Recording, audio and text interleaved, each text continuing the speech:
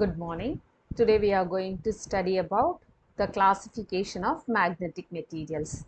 So generally magnetic materials are classified into three types: diamagnetic materials, paramagnetic materials and ferromagnetic materials. So this is a diamagnetic material. Diamagnetic material doesn't possess any permanent dipoles. So magnetic dipoles are very important for the attractive nature of a magnet. So in diamagnetic materials are also called as the non-magnetic materials. They don't have any attractive nature. So since it doesn't have the magnetic dipoles, it is called as a non-magnetic materials. So when in the absence of external magnetic field, the magnetic moment M is equal to 0.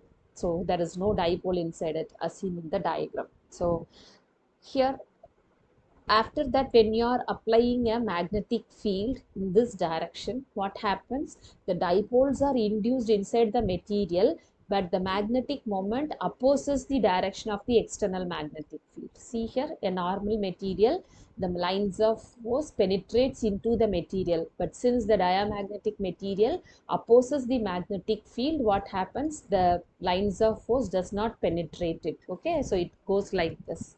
So this is called as the diamagnetic materials. So these are the characteristics of diamagnetic materials. They repulse the magnetic field. The susceptibility of the diamagnetic material is negative and it is independent of temperature. Here the permeability is less than 1 and it doesn't have any permanent dipole, so they are called as the weak magnets, and the temperature is less than the critical temperature, so the materials are called as the diamagnetic materials. The best example for diamagnetic material is gold, germanium, silica.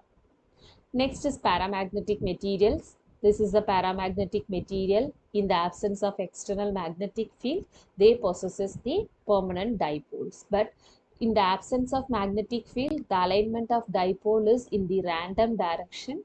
The net magnetic moment is equal to 0. So therefore, when you are applying an external magnetic field, all the dipoles arrange in the direction of the external field. So net magnetic moment is equal to plus m naught. So they behave as a magnet.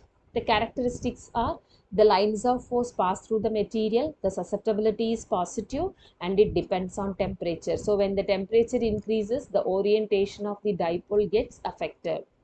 And according to Curie's law, chi is equal to C by T minus theta.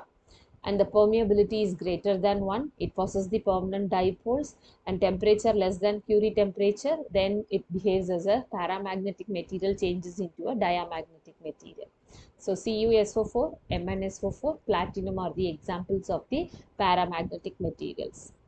Ferromagnetic materials. So these materials are possess the spontaneous magnetic field, that is they possess permanent dipoles even in the absence of the external field. So they are called as a magnets. The best example for this is ferrous, nickel, etc. And these lines of force passes through the material, they possess permanent dipole, so they are behaving as a very strong magnet. They possess spontaneous magnetism, and here chi is positive, very positive, high value, and it depends on temperature. Again, when temperature increases, the alignment of the dipoles gets affected. So chi is equal to C by T minus theta, and temperature greater than theta, the ferromagnetic material changes into a paramagnetic material, and the susceptibility value is very greater than 1. So example for this is ferrous, nickel, cobalt, etc. Thank you.